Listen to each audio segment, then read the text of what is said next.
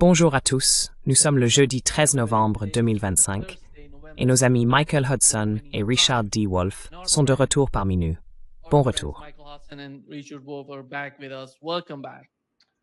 Heureux d'être ici. Et s'il vous plaît, abonnez-vous et cliquez sur le bouton j'aime pour nous aider à toucher plus de monde. Laissez-moi commencer avec vous, Michael. Que se passe-t-il avec Donald Trump et ses politiques en Asie centrale? Il dit qu'il va reconquérir le cœur du pays, l'Asie centrale. Vraiment? Que se passe-t-il selon vous? Il parle d'un investissement de 35 milliards de dollars en Ouzbékistan, et il est aussi question du Kazakhstan, et peut-être du retour de bases américaines dans ces pays. À quel point l'Asie centrale est-elle importante selon vous, Mike?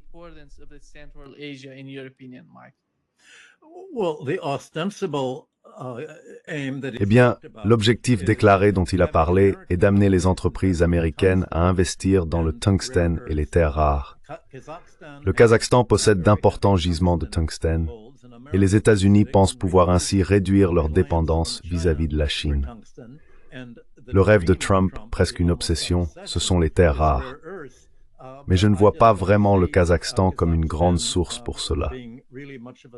Les compagnies pétrolières américaines ont déjà massivement investi au Kazakhstan et au Kirghizistan, et ce fut un désastre. On a parlé d'écocide. Les syndicats de travailleurs du pétrole se sont soulevés et ont combattu ces projets. Il existe un très fort sentiment anti-américain, notamment à l'égard des compagnies minières et pétrolières américaines dans toute l'Asie centrale. C'est essentiellement à cela que Trump devra faire face. Il espère que le financement de ce projet n'aura pas à provenir du gouvernement américain.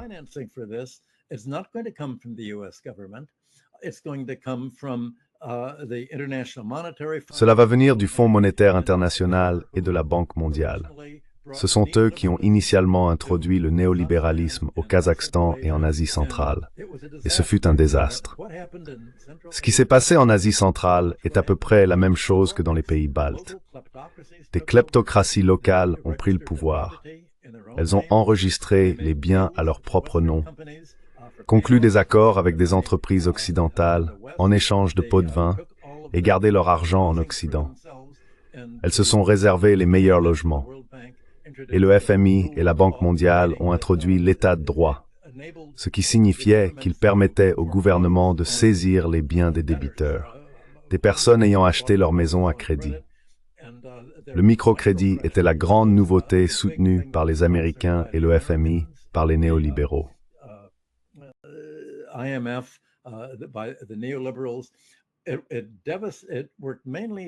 Cela fonctionnait principalement par l'intermédiaire des femmes, car on pouvait exercer sur elles une pression sociale pour qu'elles remboursent toutes les dettes. Les taux de suicide ont augmenté, et ce sont les femmes qui ont en réalité mené l'opposition à l'influence occidentale à travers le Kazakhstan, le Kurdistan et les autres pays de la région. L'opposition initiale à l'Union soviétique a désormais laissé place à un sentiment général selon lequel les choses étaient bien meilleures à l'époque. Au moins, les gens avaient une sécurité en matière de logement. Il n'y avait pas de polarisation. Et il n'existait pas de classe de milliardaires comme celle qui a émergé depuis dans ces pays. Le népotisme des dirigeants envers leur propre famille, c'est en quelque sorte un retour au XIXe siècle. Ce que nous voyons aujourd'hui, c'est davantage une question de ressources minérales.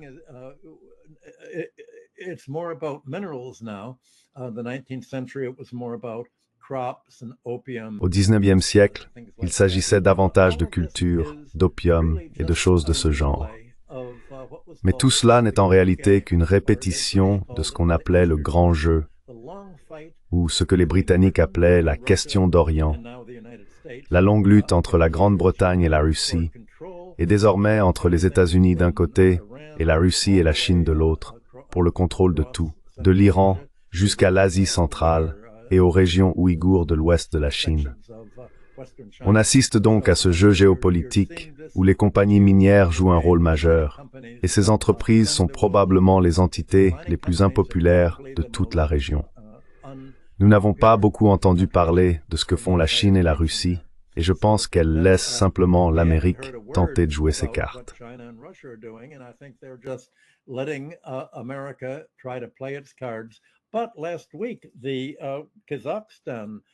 La semaine dernière, le ministre kazakh des Affaires étrangères était à Washington pour promouvoir le Kazakhstan et conclure des accords. Il semble que le gouvernement actuel cherche à conclure un accord qui lui serait favorable. Je pense que l'accord en question concernait le secrétaire au commerce, Howard Lutnick, qui avait déjà négocié un contrat pour les chemins de fer du Kazakhstan. Il existe maintenant une proposition entre le Kavkaz Capital Fund et le Kazakhstan pour investir dans l'exploitation minière, avec une sorte d'accord de partage des bénéfices. Mais ils ne comprennent peut-être pas toutes les subtilités de la comptabilité hollywoodienne, qui ne laisse en réalité que peu de bénéfices à partager une fois payés les intérêts, la gestion et les autres frais ajoutés.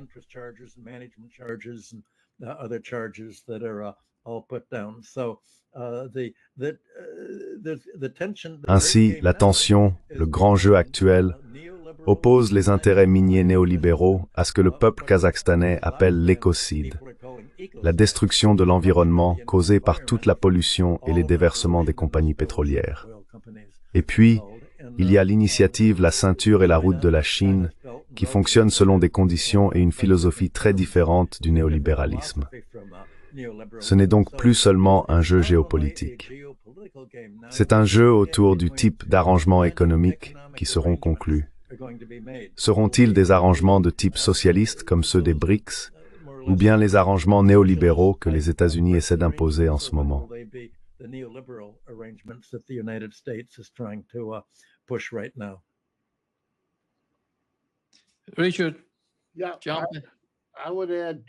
Richard, j'y ajouterais 2 dimensions. D'abord, cela me semble être une reprise saisissante de l'impérialisme des 19e et 20e siècles. Ce sont des pays occidentaux, en l'occurrence les États-Unis, qui voient une occasion de profit à travers l'exploitation minière, ce qui est aussi ancien que l'impérialisme lui-même. Vous savez, cela remonte à l'or, à l'argent et à toutes ces autres richesses qui ont poussé les Européens à parcourir le monde entier à la recherche d'endroits où ils pouvaient les obtenir à bas prix, les voler ou faire tout ce qu'il fallait, parce que c'était si facilement monnayable et utilisable à leur guise. Bien sûr, ajoutez le tungstène, ajoutez les terres rares.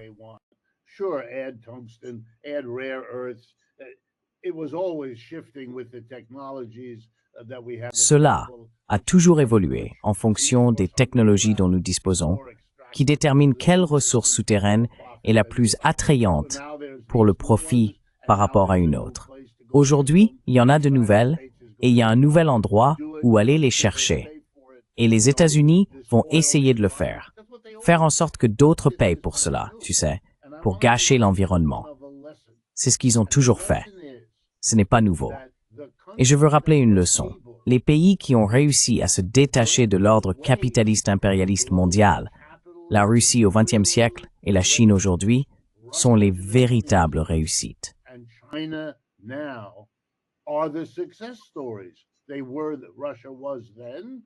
Il l'était, car la Russie faisait alors partie de l'Union soviétique. Je veux rappeler aux gens, puisque c'est tellement à la mode de l'ignorer, que la croissance économique soviétique, depuis la révolution de 1917 jusqu'à la dissolution en 1989, a été l'histoire de réussite du XXe siècle. Le pays européen le plus arriéré a dû traverser, vous êtes prêts, la défaite lors de la Première Guerre mondiale, puis une guerre civile, une révolution, la collectivisation de l'agriculture et ensuite la Seconde Guerre mondiale. Et malgré tout cela, il est arrivé à la fin du siècle en ayant connu la croissance la plus rapide de tous, malgré tous ses revers. Une histoire extraordinaire. Et la Chine, nous le savons tous, est l'autre exemple.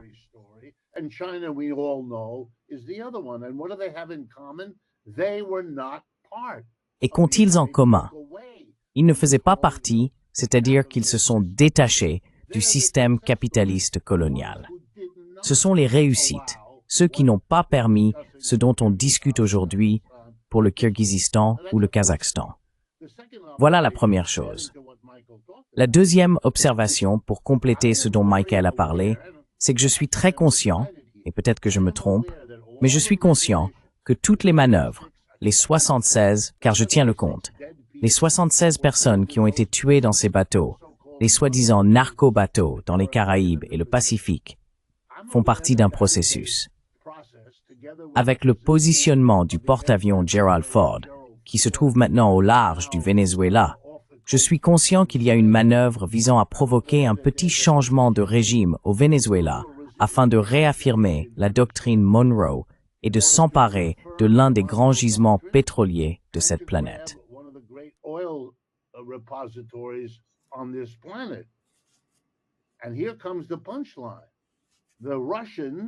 Et voici la chute. Les Russes, avec le soutien implicite des Chinois, ont averti les États-Unis de ne pas faire cela. C'est une étape importante, certes encore symbolique, mais importante tout de même. La doctrine Monroe vient d'être annulée. Les États-Unis n'ont plus ce droit tacitement reconnu de dominer l'hémisphère occidental. Les Russes annoncent qu'ils sont là eux aussi. Et si les Russes sont présents avec leurs navires et leurs marines, ce qui semble être le cas, alors les Chinois ne sont pas loin d'hier.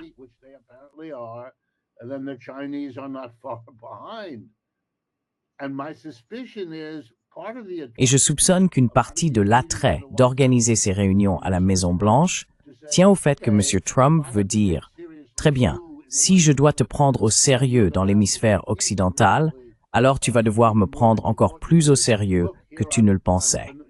Regarde, j'agis ici même, dans ton voisinage, avec les gouvernements d'Asie centrale. » Il y a donc bien ce jeu de manœuvres géopolitiques en cours. Cela fait partie des ajustements fluides du monde, face au fait que l'Occident n'est plus le principal acteur économique dominant. Et tout le monde, y compris l'Occident, est en train de se repositionner, cherchant à comprendre comment rester à flot dans cette situation mondiale en mutation rapide.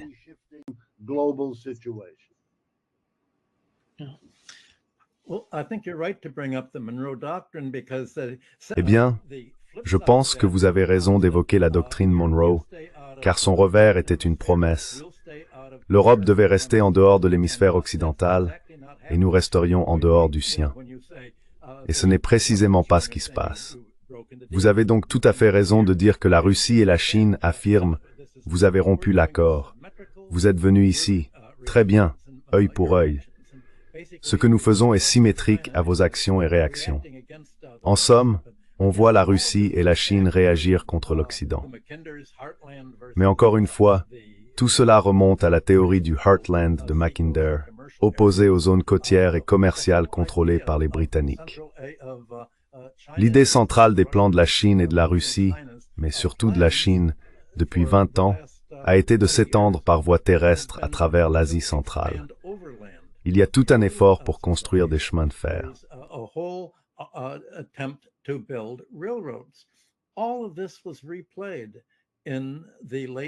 Tout cela s'est rejoué à la fin du XIXe siècle.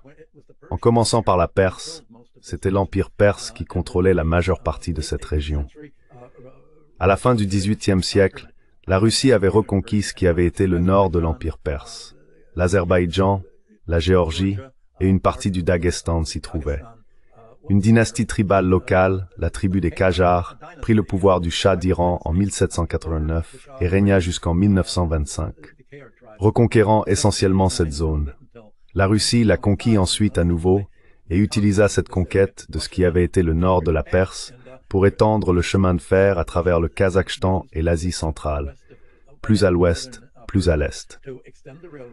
La Grande-Bretagne s'opposa à tout cela et mena la guerre de Crimée contre la Russie, en déclarant « La Russie est notre ennemi existentiel ». On peut comparer cela aux États-Unis et à la Chine aujourd'hui. C'est la à l'époque de la guerre du Mimi.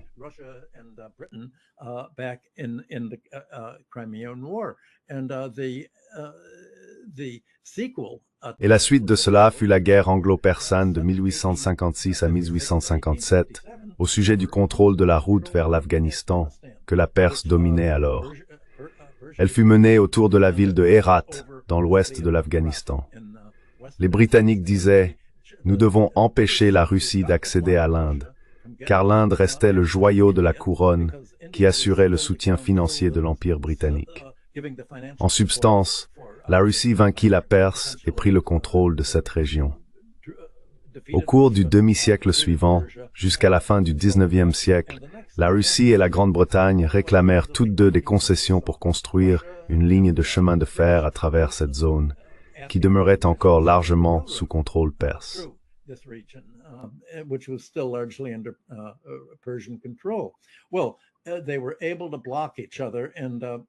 Eh bien, ils ont réussi à se bloquer mutuellement, et la Perse n'a pas pu construire de chemin de fer avant que finalement, au milieu des années 930, l'État ne le fasse.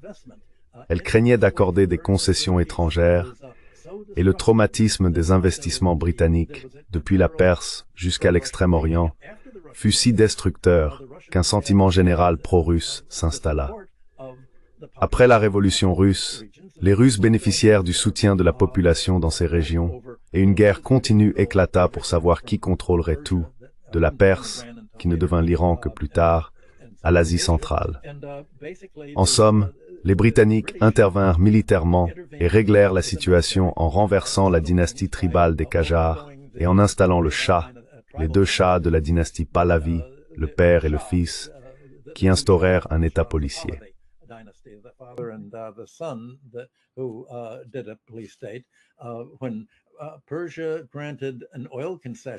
Lorsque la Perse accorda une concession pétrolière à Darcy, un Anglais, en 1901, cela mena à la découverte du pétrole une décennie plus tard, et cette concession fut ensuite conservée. Je pense que ce qui s'est passé en Perse à cette époque est ce qui va se produire en Asie centrale. Les Iraniens ont élu Mossadegh comme dirigeant, et au début des années 1950, le MI6 britannique et la CIA l'ont renversé.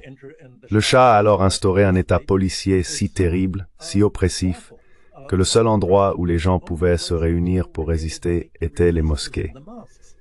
Et le résultat fut une révolution dirigée par les chiites qui renversa le Shah.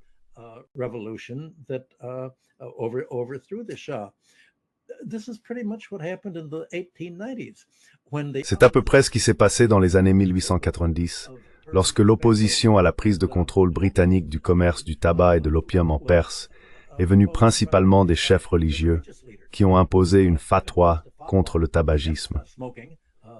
Toutes les pipes à eau ont été brisées, et essentiellement le Shah tribal Qajar, qui avait régné pendant 50 ans, a été assassiné, et les Britanniques ont installé leurs propres représentants. C'est donc ce type de lutte que l'on va observer avec ce qu'on appelle aujourd'hui la révolution colorée en Asie du Sud-Est. Si les plans des États-Unis pour l'exploitation minière, le contrôle et le soutien de la kleptocratie néolibérale réussissent dans cette région, il y aura le même type de révolution que dans d'autres pays. Et c'est cette dynamique qui va façonner la prochaine décennie.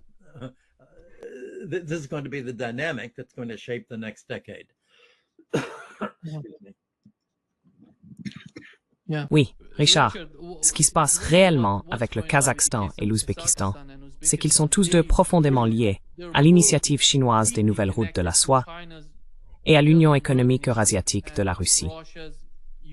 Donc, en regardant la réalité de la région, ces pays peuvent-ils réellement se tourner vers Washington sans compromettre leur dépendance stratégique existante?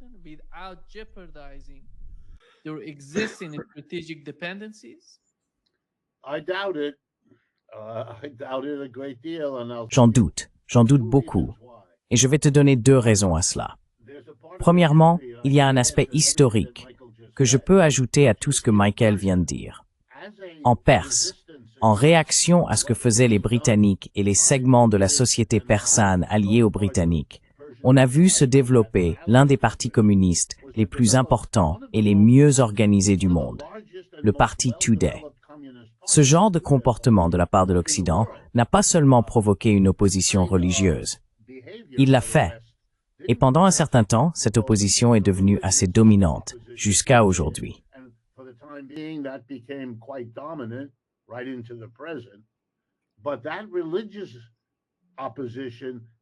Mais cette opposition religieuse existait et coexistait avec une opposition laïque très puissante, qui dans le cas de l'Iran et de la Perse, était le parti Tudeh.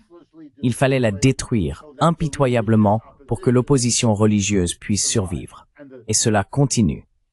Les oppositions à l'intérieur de l'Iran, jusqu'à aujourd'hui, trouvent leurs racines dans ce parti Tudeh de bien des manières, comme le peuple iranien me l'a expliqué à d'innombrables reprises.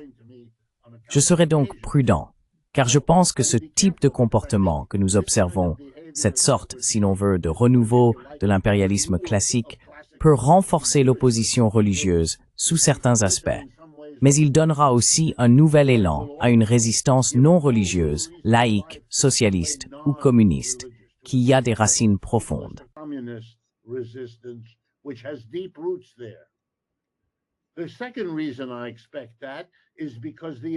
La deuxième raison pour laquelle je m'y attends, c'est que la capacité de la Russie et de la Chine, séparément et ensemble, à aider cette opposition fondée sur le Tudeh à se raviver est bien plus grande que tout ce que la Russie ou la Chine avaient pu faire auparavant.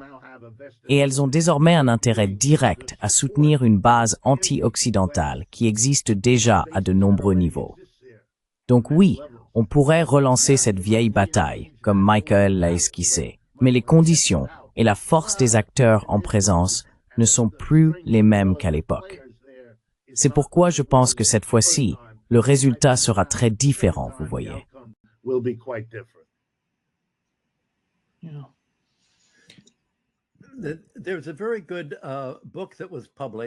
Il existe un très bon livre qui a été publié, je crois, en 2021 par Bayer Sanghera et Elmira Sadebaldi Yaga, je prononce probablement mal, Rentier Capitalism and its Discontents, Power, Morality and Resistance in Central Asia.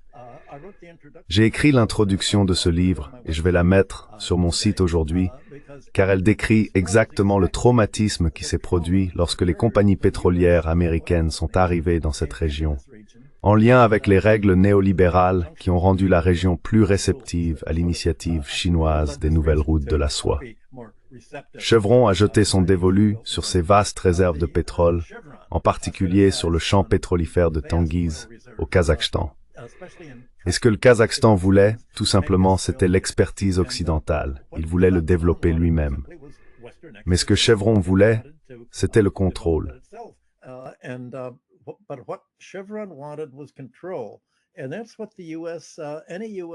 Et c'est exactement ce que toute entreprise minière américaine dans cette région va vouloir. Le même type de contrôle. Elle promettra au gouvernement un certain contrôle, mais la manière dont le FMI et la Banque mondiale ont imposé les règles du libre marché fait qu'en réalité, l'État ne peut rien faire pour sanctionner ces entreprises pour toute la pollution que leur exploitation minière va engendrer, surtout avec les terres rares. Et Trump a déclaré, « Eh bien, nous pouvons obtenir la moitié des besoins américains en terres rares, rien qu'au Kazakhstan. » Eh bien, c'est complètement insensé quand on voit le temps qu'il faudra pour construire toutes ces installations minières, qui va s'occuper du raffinage, si cela se fera au Kazakhstan, ou si ce sera envoyé en Chine, comme c'est principalement le cas aujourd'hui, et qui va gérer la production.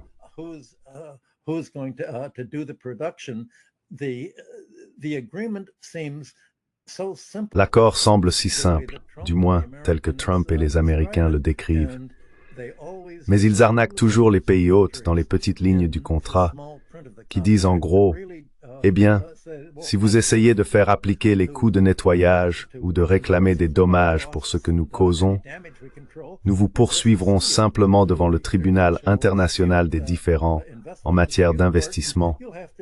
Vous devrez nous verser des indemnités et nous ferons arrêter votre avocat, comme nous l'avons fait en Équateur, je crois, avec l'avocat qui avait défendu contre la pollution de Chevron là-bas. Nous rendrons simplement votre vie infernale. »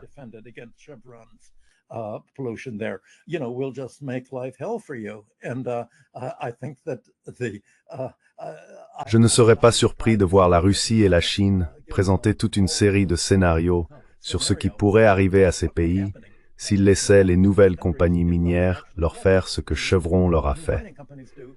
Chevron avait promis dans l'accord un partage de production à 80-20, mais il s'est avéré que le Kazakhstan n'a finalement obtenu que 2% des revenus du projet.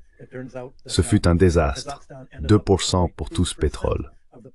C'était l'un des contrats pétroliers les plus défavorables négociés depuis des décennies, et le Kazakhstan en subit encore les conséquences. Il n'a donc pas eu une bonne expérience avec les investissements occidentaux.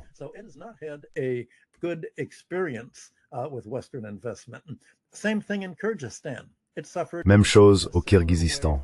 Le pays a souffert de manière similaire à cause des pollueurs de l'exploitation aurifère. Ces entreprises sont arrivées et l'extraction de l'or est très polluante, tout comme bien sûr celle des terres rares et du tungstène. Ils ont donc eu une expérience très malheureuse. Le livre que je viens de mentionner, laissez-moi lire ce qu'il dit. Le régime des règles d'investissement néolibérales lie les gouvernements aux accords signés avec les sociétés transnationales. Si ces accords sont violés, les investisseurs s'estiment en droit de poursuivre l'État du pays hôte devant un arbitrage international pour obtenir des dommages et intérêts.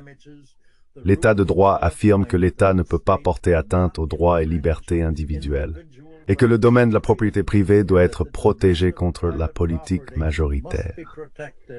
Ainsi, le néolibéralisme n'a pas une planification étatique.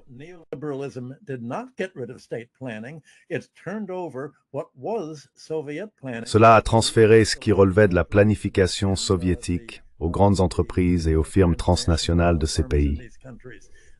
C'est ce qu'ils ont déjà commencé à vivre. Et je suis sûr que les gouvernements veulent de l'argent maintenant. Et je suis sûr que comme dans le cas des investissements passés, depuis la Perse du XIXe siècle avec ses concessions de tabac, jusqu'aux concessions minières d'aujourd'hui, il y a toutes sortes de pots de vin parmi les fonctionnaires et beaucoup d'opacité. C'est ainsi que le système fonctionne. Le crime fait partie du libre marché.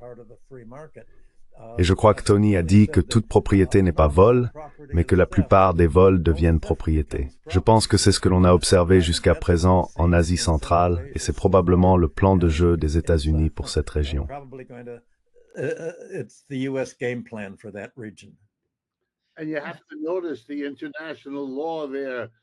Et il faut remarquer le droit international à cet égard.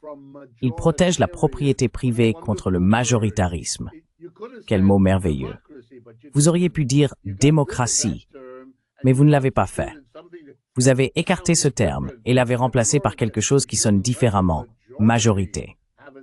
Nous ne devrions pas laisser la majorité jouer un rôle décisif ici. En faisant cela, tout ce que vous faites, c'est retarder la révolution qui viendra réclamer ce que le système majoritaire était censé offrir comme moyen pacifique de résoudre ce genre de différends. Il faut toujours secouer la tête d'étonnement devant ce qui était possible. Et je ne suis pas surpris que les partisans de Trump, quel autre modèle ont-ils?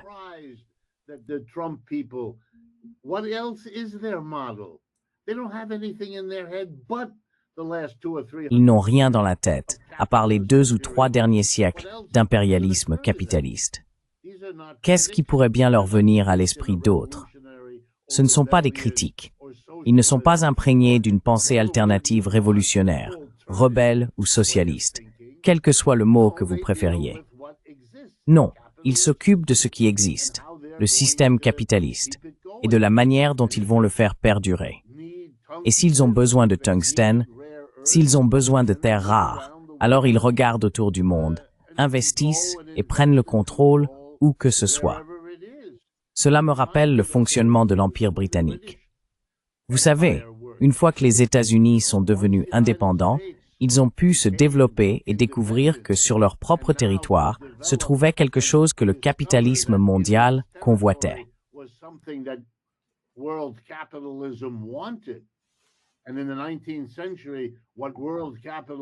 Et au XIXe siècle, ce que le capitalisme mondial désirait avant tout, c'était le coton, car le monde apprenait à s'habiller de tissus de coton sous une forme ou une autre. Le sud des États-Unis, une fois qu'on eut réussi à y faire travailler des Africains réduits en esclavage, devint la source de ce coton. L'Empire britannique se trouva alors confronté au fait qu'il devait désormais payer pour ce coton, puisqu'il n'avait plus la colonie. Il lui fallait donc payer ces Américains.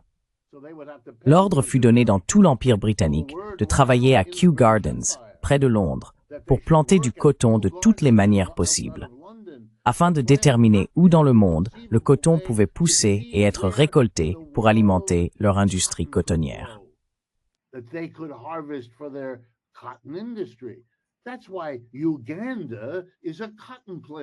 C'est pourquoi l'Ouganda est une plantation de coton. Pourquoi l'Égypte est une source de coton. Ils ont essayé partout. Là où ça n'a pas fonctionné, ils ont abandonné.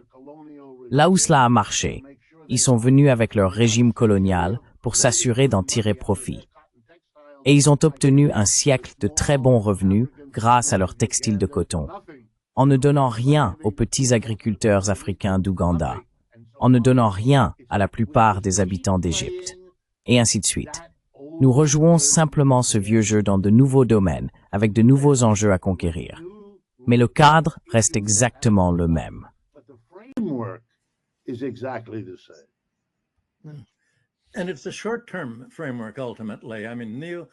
Et c'est en fin de compte un cadre à court terme. Je veux dire, l'impérialisme, le néolibéralisme, est fondamentalement extractif. Il cherche des gains à court terme, frappe et s'enfuit. Et à un certain moment, on est obligé de fuir, car il finit toujours par y avoir une révolution pour les chasser. La Chine et la Russie, dans cette région, jouent sur le long terme, et le long terme finit toujours par porter ses fruits. La question est de savoir combien de temps il faudra à l'Asie centrale pour faire partie de ce jeu à long terme, et ce que la Chine et la Russie peuvent faire dès maintenant pour contrer toute tentative de changement de régime contre les pays qui résistent à l'expansion des intérêts miniers américains. Vous avez là l'équivalent de votre exemple du coton.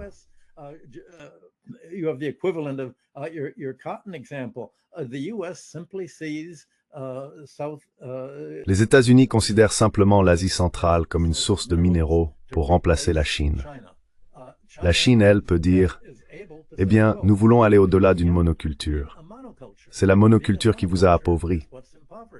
Être une monoculture minérale, qu'il s'agisse de pétrole, de tungstène ou de terres rares, va créer une petite couche d'oligarchie cliente, une culture de dépendance, une kleptocratie, comme on en a vu dans l'ensemble des États soviétiques.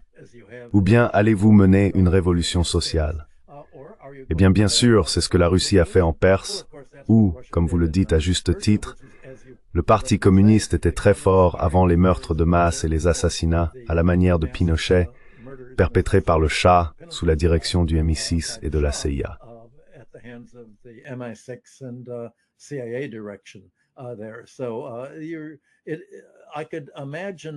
Je peux donc imaginer qu'il pourrait y avoir une guerre sale et une politique sale. Tout cela en découlerait. La question est de savoir si l'Asie du Sud-Est finira avec un État kleptocratique, bureaucratique et centralisé, ou si elle deviendra une sorte d'État majoritaire, pour reprendre un terme que j'aime bien. C'est probablement la tactique politique que la Chine va adopter. Dire que si vous rejoignez son initiative des nouvelles routes de la soie, il vaut bien mieux que ce soit elle qui vous prête de l'argent pour développer votre économie, plutôt que de passer par le FMI et la Banque mondiale, ou par des entreprises qui empruntent à Wall Street, y investissent, puis voient tous les profits absorbés par le paiement des intérêts versés à leurs propres banquiers et à des sociétés financières et de gestion offshore, ne vous laissant en réalité rien.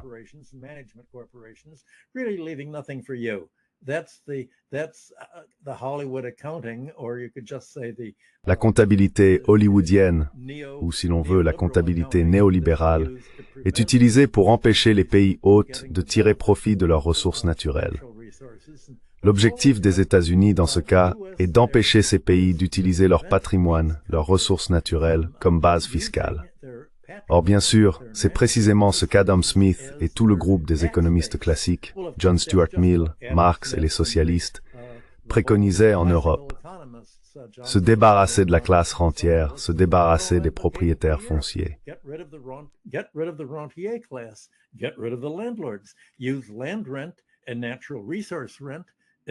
Utiliser la rente foncière et la rente des ressources naturelles comme base d'imposition. C'est ce que Ricardo avait clairement expliqué dans son analyse. Et la Chine peut reprendre cette idée économique classique d'un marché libre, un marché libéré de l'extraction de rente, qu'il s'agisse de ressources naturelles, de terres ou de minerais. La Chine souhaite que l'Asie centrale puisse taxer les revenus tirés de son pétrole, de son tungstène et d'autres matières premières, et qu'elle utilise ces recettes pour financer les investissements en capital dans l'initiative La Ceinture et la Route que la Chine veut développer. Ce que l'on voit se dérouler en Asie centrale, c'est donc une lutte. Qui va s'approprier la rente des ressources naturelles?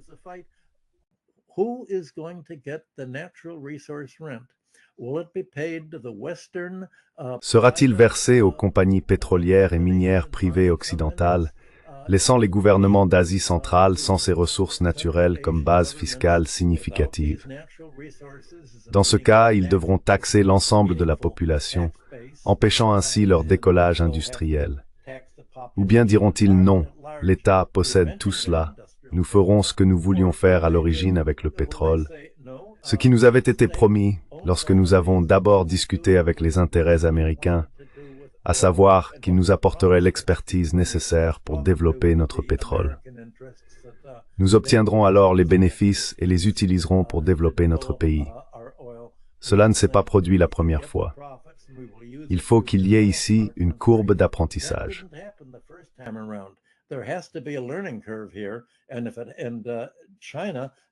Et la Chine a désormais tout intérêt à encourager cette courbe d'apprentissage en disant « Utilisez vos ressources naturelles non seulement pour les exporter. Vous pouvez exporter autant de matières premières que vous le souhaitez vers l'Occident, mais nous voulons que vous exportiez une source de revenus en dollars. C'est cela qui vous permettra de nous compenser pour les investissements de la nouvelle route de la soie que nous réalisons, afin de développer l'ensemble de votre économie, en profitant à la population dans son ensemble, en allant au-delà des seules industries extractives, en créant des industries à petite et grande échelle, en modernisant votre agriculture, et ainsi de suite. C'est ce qui va se dérouler au cours de la prochaine décennie.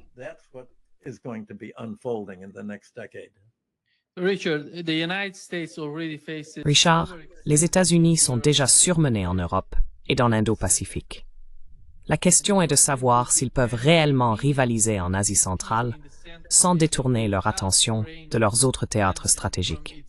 D'autant plus que la présence de la Chine en Asie centrale n'est pas seulement économique, mais aussi infrastructurelle et institutionnelle, à travers l'OCS et les BRICS.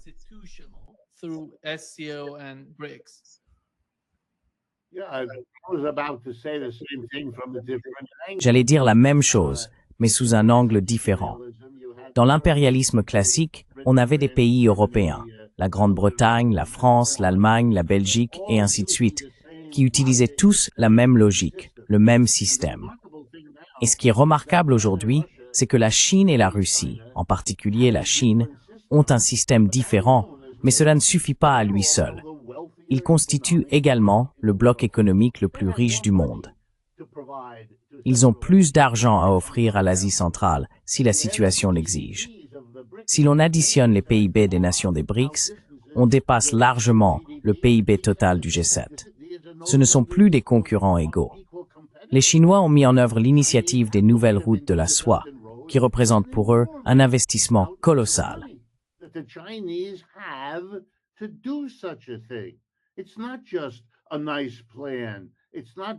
Ce n'est pas seulement un joli plan.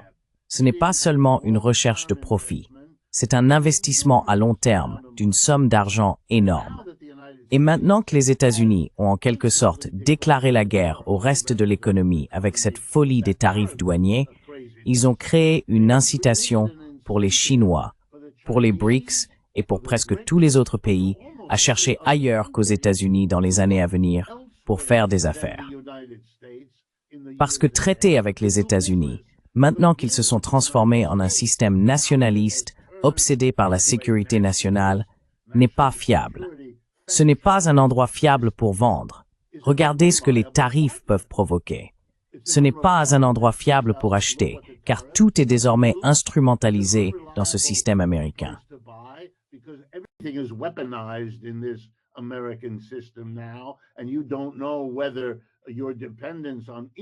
Et vous ne savez pas si votre dépendance à l'importation de quelque chose, je veux dire, il y a plus tant de choses que les États-Unis exportent de manière importante de toute façon.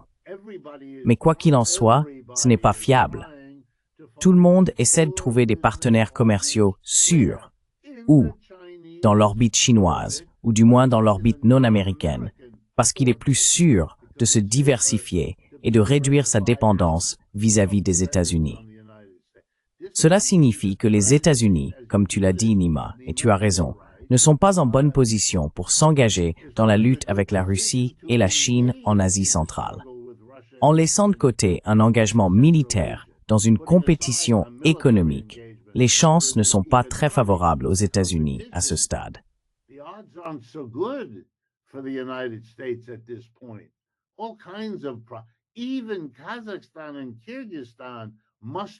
Même le Kazakhstan et le Kirghizstan doivent se demander si ce qu'ils font, c'est d'encaisser beaucoup d'argent pour faire beaucoup d'extractions minières, pour vendre beaucoup d'exportations aux États-Unis. Ils s'enfoncent davantage dans la dépendance, alors que le monde entier leur dit « allez dans l'autre direction, réduisez votre dépendance envers eux ». Voici la plaisanterie à laquelle on pourrait penser. Les Américains partent, ils empruntent au FMI, ils développent tous ces instruments, ils font une révolution, puis ils vendent le tungstène et les terres rares à la Chine. Réfléchissez-y, car il faut penser de cette manière désormais. Et c'est une façon raisonnable de comprendre la logique des événements. C'est cela qui a changé dans le monde.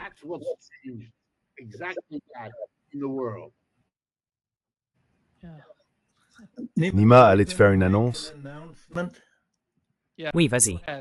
Non, je pensais que tu allais y arriver. Oui, je pense que pour notre public, si vous voulez suivre Michael Hudson et Richard D. Wolff, vous pouvez voir leur nom juste en dessous et trouver leur site web. Vous pouvez aller sur democracyatwork.info pour Richard, et pour Michael, vous pouvez aller sur michaelhudson.com. Vous y trouverez tout ce qu'ils produisent. Michael publie beaucoup de contenu. Richard aussi. Ce sont deux des personnes les plus actives. Ils couvrent tout ce qui concerne l'économie et l'actualité. Et l'autre point, Richard, comme nous en parlions avant de commencer, c'est que beaucoup de gens continuent de commenter les vidéos que nous faisons, ces discussions que nous menons, et nous ne pouvons tout simplement pas répondre à tout le monde. Il y en a trop. C'est impossible, je dirais.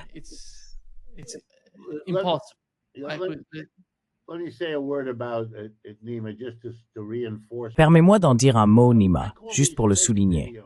J'appelle cela des vidéos truquées. Ce qu'elles sont. Et je parle surtout de celles qui utilisent mon travail, mais je soupçonne que c'est pareil pour tout le monde.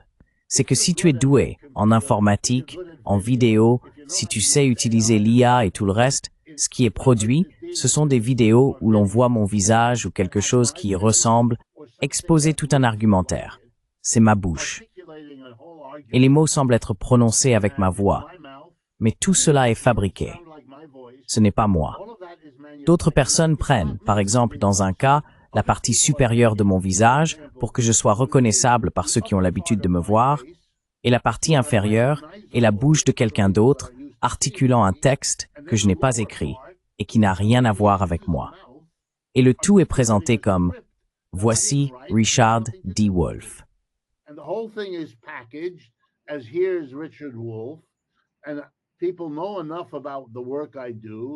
Et les gens en savent assez sur le travail que je fais pour que, je suppose, certains puissent faire payer ceux qui veulent voir cette vidéo. Et ensuite, ils encaissent l'argent. Ils m'ont simplement utilisé comme matière première. Maintenant, j'ai été très inquiet, comme vous pouvez l'imaginer, parce qu'ils pourraient littéralement mettre l'inverse de ce que je dis. Jusqu'à présent, ils ne l'ont pas fait. Même si je commencerai peut-être à recevoir des courriels me montrant qu'ils l'ont fait. Mais jusqu'à présent, ce que nous avons vu n'est pas idéologiquement ou analytiquement opposé. C'est simplement de la fiction. C'est la création de quelqu'un d'autre. Donc si vous voulez être sûr que c'est bien moi, allez sur le site de Democracy at Work, sur la chaîne YouTube de Democracy at Work. ou sur le Substack de Democracy at Work. Ceux-là sont à nous. Nous en sommes propriétaires et nous n'y avons mis que notre propre contenu. De cette façon, vous pouvez être certain que ce n'est pas un faux.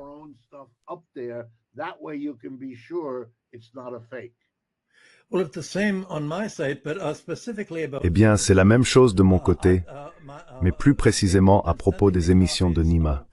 Des gens m'ont envoyé des copies des émissions de Nima, avec Richard et moi. Et en bas, il y a un autre animateur, un quatrième animateur, simplement assis là sur leur site, animant toute ton émission que nous venons de faire. Ils peuvent ou non reprendre la transcription que je fais pour ces émissions et la publier sur mon site. Donc il semble que ton émission, Dialogue Works, apparaisse sur un site qui n'est pas Dialogue Works. Un site complètement différent, avec Richard et moi, mais présenté par quelqu'un d'autre. Et ils ont même eu le culot de m'écrire pour dire « Nous avons reçu beaucoup de réactions de la part des spectateurs concernant les vidéos que nous avons diffusées de toi, Richard et Nima. Accepterais-tu d'être invité sur notre site ?» Comme si cela pouvait, d'une manière ou d'une autre, les légitimer.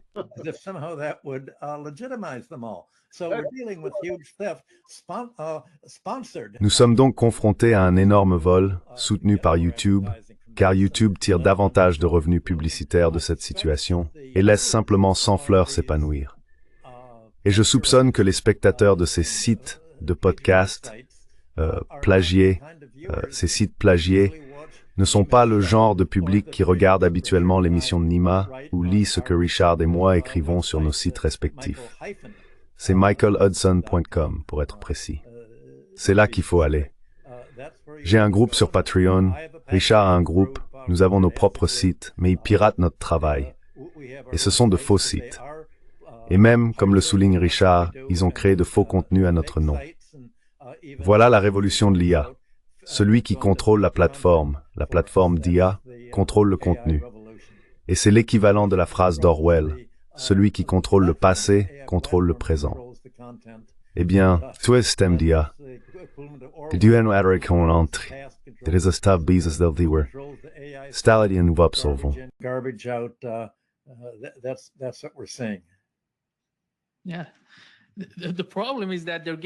Oui, le problème, c'est qu'ils obtiennent plus de vues que la vidéo originale. C'est incroyable. Avant de conclure, Richard, je veux passer un extrait de Donald Trump parlant des tarifs douaniers. Voici ce qu'il a dit.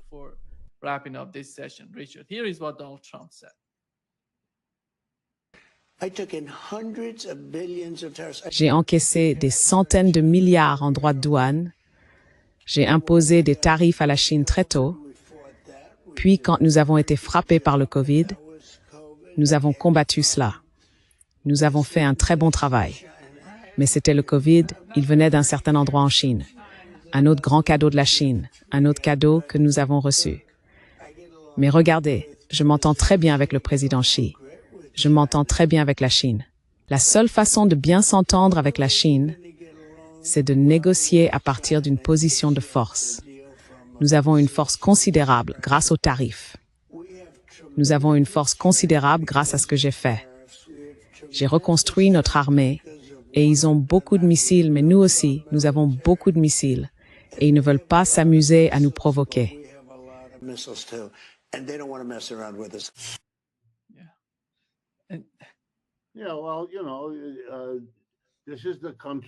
Oui, eh bien, vous savez, c'est le pays qui a inventé le cow-boy, et la mentalité du cow-boy est très répandue. Beaucoup de petits garçons grandissent avec ce modèle de ce type impressionnant à cheval, tirant sur des gens qui sont généralement à la peau plus foncée. Le cow-boy et tout ce qui va avec. Et c'est ce que nous avons ici. Vous auriez pu nous montrer un extrait où il explique, avec une lueur de joie dans les yeux, comment il tue ces trafiquants de drogue qu'il abat dans les bateaux et que quand il en a fini avec eux, ils seront morts. Et il prononce le mot « mort » avec toute l'intensité dont il est capable. Vous savez, tuer des trafiquants de drogue. Nous, aux États-Unis, nous arrêtons des gens impliqués dans le trafic de drogue tous les jours. Nous avons un commerce de drogue énorme dans ce pays et nous arrêtons des gens ici ou là chaque jour. Nous ne les tuons jamais.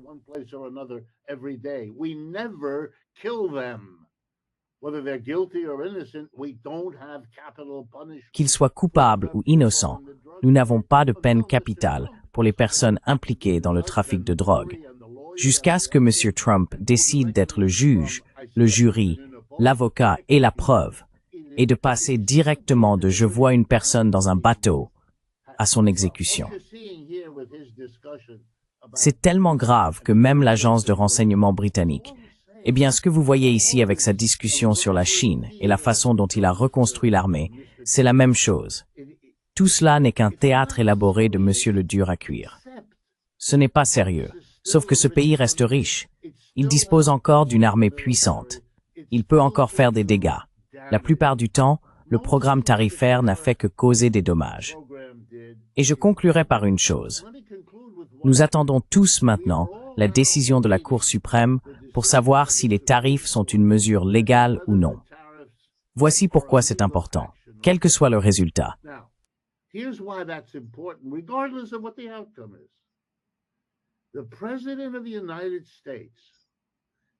Le président des États-Unis a attaqué et endommagé d'innombrables pays, ainsi que d'innombrables entreprises touchées par les tarifs douaniers. Et il l'a fait en sachant qu'il pouvait être inconstitutionnel.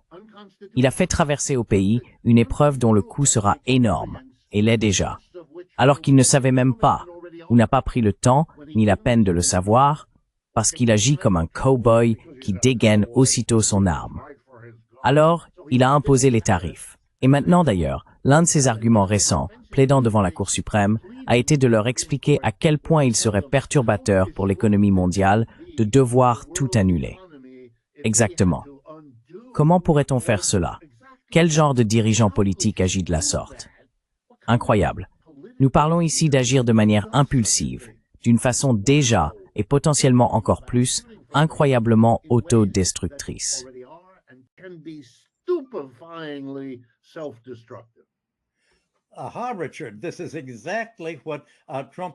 Ah, Richard, c'est exactement ce que Trump prépare. L'épée qu'il brandit au-dessus de l'Asie centrale. Il peut dire, eh bien, si vous comptez réorienter vos exportations vers les États-Unis, nous pouvons imposer des droits de douane sur vos exportations. Et nous pouvons créer le chaos pour vous si vous faites le moindre geste pour accommoder la Chine, la Russie, l'Iran ou quiconque figure sur notre liste d'ennemis. C'est exactement ce qu'il fait en investissant dans les minéraux, le pétrole et d'autres produits d'Asie centrale. Cela donne à Trump la capacité de semer le chaos là-bas et d'utiliser le refus d'accès au marché américain comme un outil de contrôle. La citation de Nima montrait Trump parlant de missiles. Il ne va pas utiliser de missiles en Asie du Sud-Est. Il va utiliser Al-Qaïda. C'est la guerre de la terreur menée par l'Amérique. Il l'appelle la guerre contre le terrorisme, mais c'est une guerre de la terreur. Assassinat d'Al-Qaïda, assassinat de la CIA, National Endowment for Democracy, changement de régime, et tout le reste.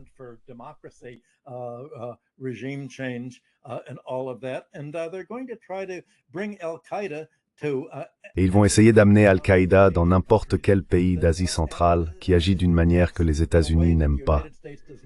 Et vous verrez en Asie centrale exactement ce qu'Al-Qaïda a fait en Chine, en Irak et en Syrie. Le fait qu'il y a 2 jours, le chef d'Al-Qaïda, Julani, soit apparu à la Maison-Blanche en train de serrer la main de Trump et de jouer au basket avec des généraux du CENTCOM américain, eh bien, vous savez, il n'y a plus de prime de 10 millions de dollars sur sa tête. Continuez à tuer les chrétiens, c'est bon. Il est vrai que nous accusons d'autres pays de tuer des chrétiens et que nous nous y opposons. Mais vous pouvez tuer des chrétiens parce que vous êtes notre tueur de chrétiens, pas le leur. Vous voyez l'hypocrisie de toute cette prétention, ce masque de tigre de papier des États-Unis, tomber et se déchirer sous les yeux de tous ces derniers jours.